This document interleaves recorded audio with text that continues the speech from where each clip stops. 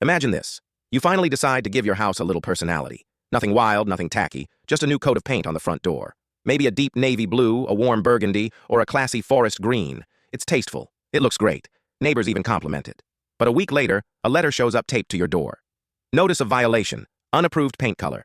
Repaint immediately or face $150 daily fines. That's right. The HOA decided your front door color was against the rules. The homeowner was stunned. The color wasn't fluorescent pink. It wasn't covered in murals. It was a classic, timeless shade.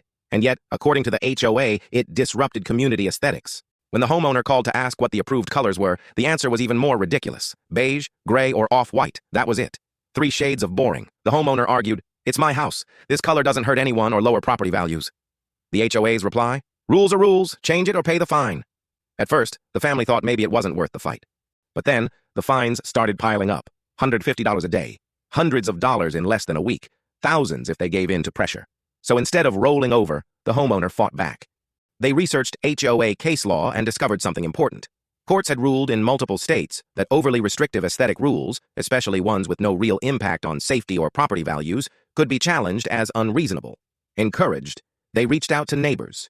To their surprise, many people actually liked the door color. Some even admitted they'd wanted to paint their doors too, but were afraid of the HOA. Together, they signed a petition demanding more freedom of choice. When the next HOA meeting rolled around, the homeowner showed up with evidence. They had photos of tasteful homes across the country with similar door colors, copies of legal cases where color restrictions were overturned, and a petition with dozens of signatures. The board tried to hold firm. One member insisted the rules were about uniformity. Another said bold colors hurt curb appeal. But then a neighbor stood up and said, "That door looks better than half the houses on this street. The HOA is wasting our time and our money." And the room erupted in applause. To make matters worse for the board, the local news had gotten wind of the story. A segment aired titled HOA versus Homeowners Front Door. The footage showed the tasteful painted door and interviews with neighbors saying it looked great. Public opinion piled on, calling the HOA petty and power-hungry. By the end of the week, the board cracked under the pressure. The fines were dropped, the violation erased, and the color stayed. But here's the twist. The board also voted to expand the list of approved colors. Homeowners could now choose from a wider palette, instead of just 3 boring shades. What started as one homeowner refusing to cave became a win for the entire neighborhood.